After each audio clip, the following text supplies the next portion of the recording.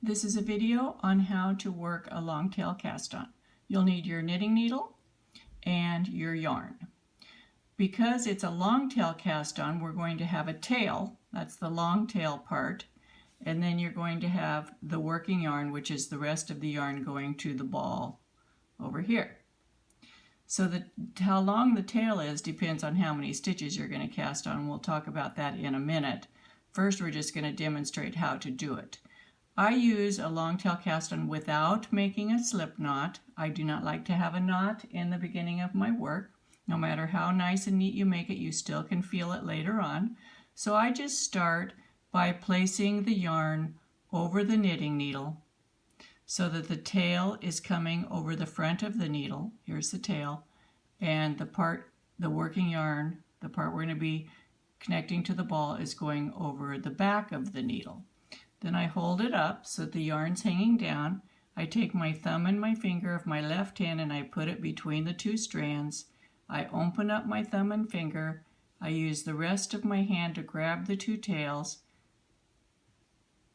and I spread my thumb and finger apart. So here's the needle holding the yarn out taut here. Here's the tail coming over the thumb. The working yarn's going over the finger, and the two pieces are held together by my fingers, so it makes like a slingshot. Let me do that again. You have the tail coming over the front of the yarn. Here's the tail.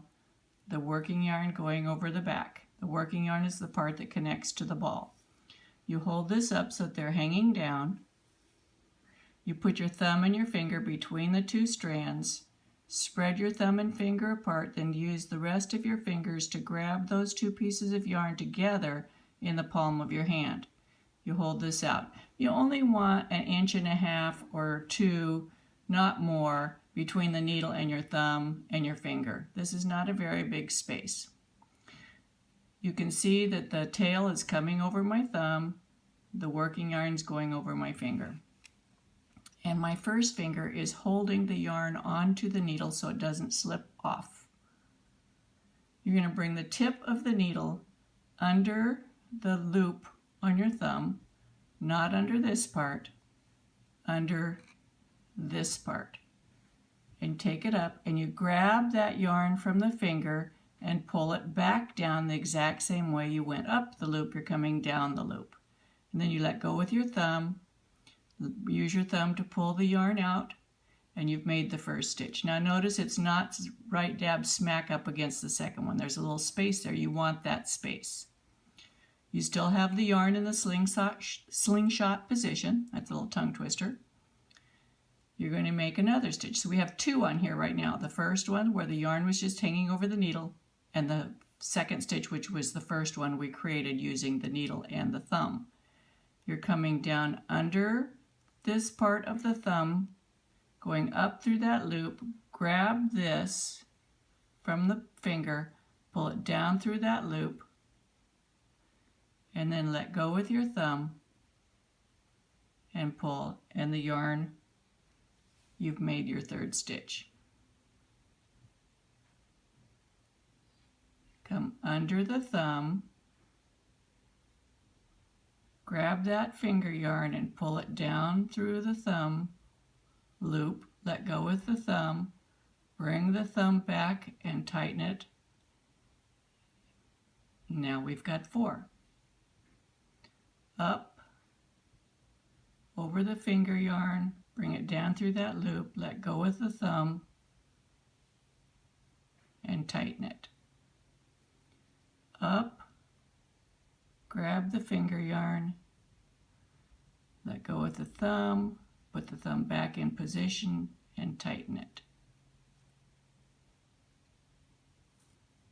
Up, grab the finger yarn, let go with the thumb, then put the thumb back down here and tighten it. Now, so you wonder, well, how much tail do I need to have to cast on these stitches?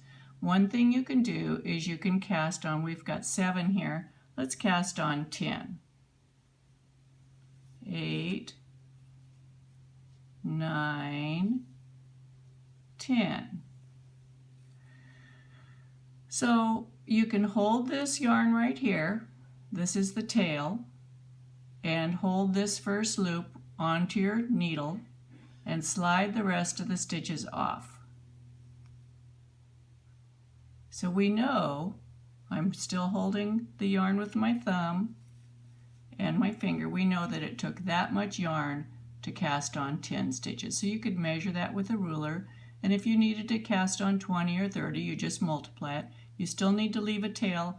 I would multiply it, like if this was 6 inches and I needed to cast on 30 stitches, that would be 18 inches of tail. And I would add like another 12 inches for safety.